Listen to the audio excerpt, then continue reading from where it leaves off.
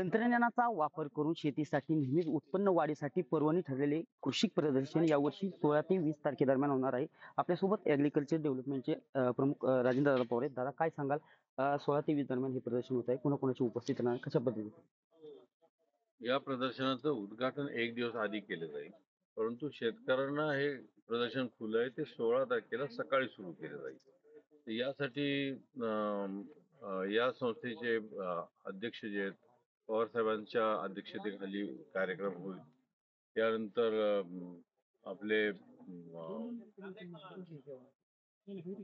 उपमुख्यमंत्री आहेत ते इथं उपस्थित असतील. त्यानंतर महाराष्ट्राचे कृषी मंत्री असतील. त्यानंतर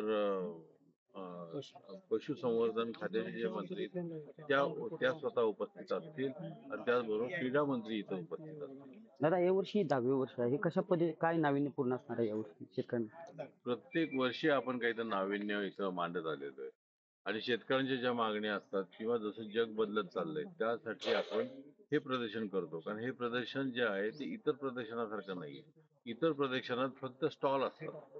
हे प्रदर्शन लाईव्ह डेमॉन्स्ट्रेशन आहे आणि जगात जे काही चाललंय ते आपण इतर शेतकऱ्यांना मार्गदर्शन करतो. त्यामुळे ही AI टेक्नॉलॉजी जी आहे की आता जग सगळं अख्खं बदलणार आहे आणि त्यावेळी आपला शेतकरी मागे राहू नये म्हणून आमची टीम आम्ही सगळ्यांनी अधिक मायक्रोसॉफ्ट आणि ऑक्सफोर्ड कंपनी स्वतः प्रतापराव पवार यांनी याच्यात खूप मोठ्या प्रमाणात नलवडे सर आणि प्रतापराव पवार यांनी खूप मोठ्या प्रमाणात यात सहभाग घेतलेला आहे आणि त्याचा उपयोग शेतकऱ्यांना इथं लाईव्ह डेमॉन्स्ट्रेशनच्या स्वरूपात होईल. AI तंत्रज्ञान यावर्षी काय सांगाल थोडक्यात? कशा पद्धतीने हे काम करणार? हे तंत्रज्ञान यामध्ये आपण सॅटेलाइट IoT वेदर स्टेशन या उपकरणाचा उपयोग केलेला आहे.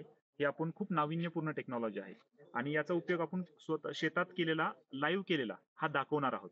तो डेटा कसा मातीमधून घेतो, वातावरणातला डेटा कसा गोळा केला जातो आणि हा सगळा डेटा कुठे पाठवला जातो आणि त्याच्यावरती काय अपेक्षित रिझल्ट असतात, ज्यातून आपल्या शेतकरी बांधवांना सांगता येईल की पाणी कधी द्यायचं, खत कधी टाकायचं, कीड रोग कसे ओळखायचे, कसे त्याचे कंट्रोल करायचे, हे सगळं तंत्रज्ञान इथं दाखवलं जाईल. एकंदरीत कार्यशाळेचे देखील आयोजन करण्यात आलेले आहे. कशा पद्धतीची कार्यशाळा? दादांनी जसं मगाशी सांगितलं तसं शेतकऱ्यांनी इथं आल्यावर बारीक निरीक्षण करून त्याच्या इंटरेस्टचे जे विषय आहेत, मिलेट प्रोसेसिंग आहे, ॲनिमल हजबंड्रीचे, पोल्ट्रीचे विविध ट्रेनिंग आहेत, ऊस लागवडीचे प्रात्यक्षिक आहे, फळबाग लागवडीचं आहे, फुलांची शेती आहे, हायड्रोपोनिक्स आहेत, असे प्रत्येक आम्ही 27 क्लस्टर केलेले आहेत. त्याच क्लस्टरला शेतकऱ्यांची नाव नोंदणी करून आम्ही प्रत्यक्ष वर्कशॉप घेणार आहोत. दादा काय आव्हान कराल एकंदरीत हे 4 दिवसाचं प्रदर्शन काय शेतकऱ्यांना आव्हान? माझं असं वैयक्तिक मत असं आहे की शेतकऱ्यांनी शेवट ज्या काही प्रॉब्लेम असतात ते प्रॉब्लेम होतच राहणार आहे. सरकारला काय निर्णय घ्यायचे ते सरकार घेत राहील. ते कदाचित तुम्हाला हवा असेल तसं नसतील, परंतु शेवट शेती हा व्यवसाय आपल्याला करायचा आहे.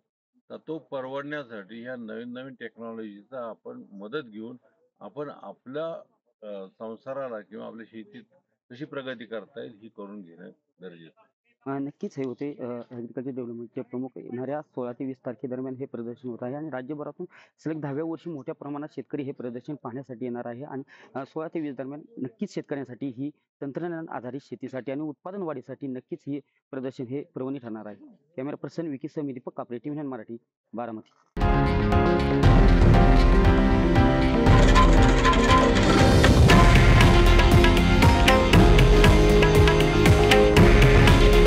हे आहे देशातील नंबर 1 न्यूज नेटवर्क आणि आपण पाहत आहात TV9 मराठी. काळजी तुमची, हित महाराष्ट्राचं.